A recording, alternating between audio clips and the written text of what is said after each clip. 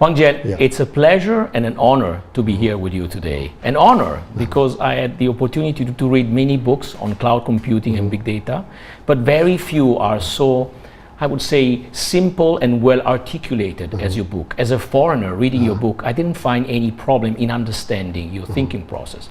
And a pleasure because among fellow writers, it's always nice to share ideas and point of views on a very important topic, which is cloud computing and big data. Yeah.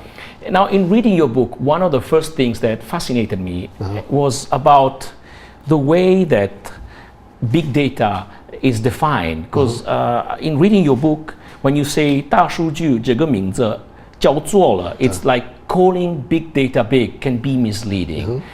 Can you share with us a little bit about what you think about this and why you wrote this? First of all, thank you for reading this book, and it's actually it's hard for I think it's for you to read in Chinese, but I don't realize that actually it's pretty easy reading for you, in some sense.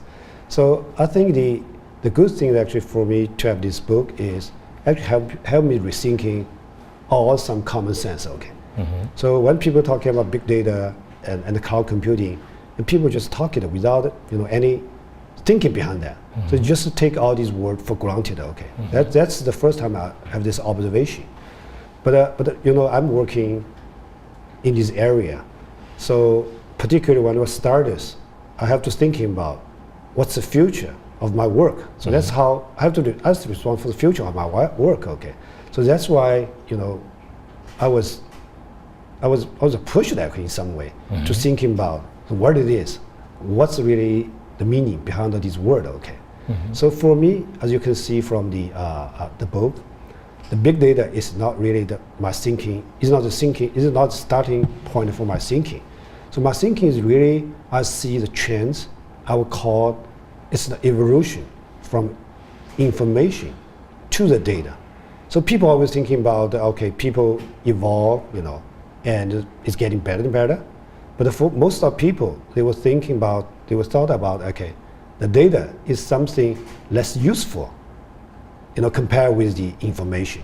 So when I say the evolution from information to data, I basically means actually data is more valuable than the information.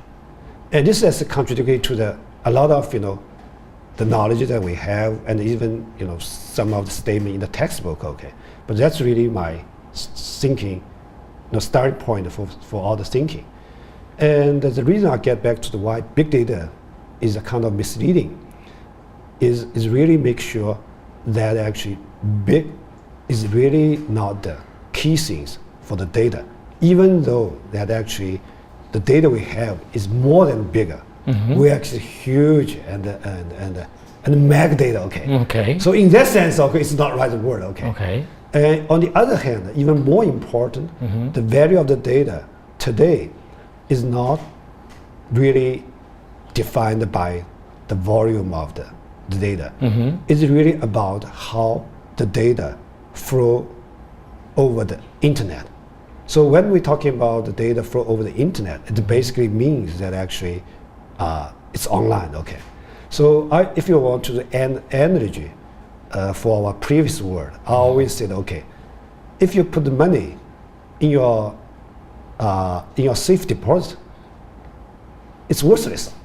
So money only needs to circulate. Yeah, the money only shows value when it circulates. So in that sense, it's the same. So if you have any data that put in your own server and your own data center, and it's not online, it's actually valueless. There's no value for that.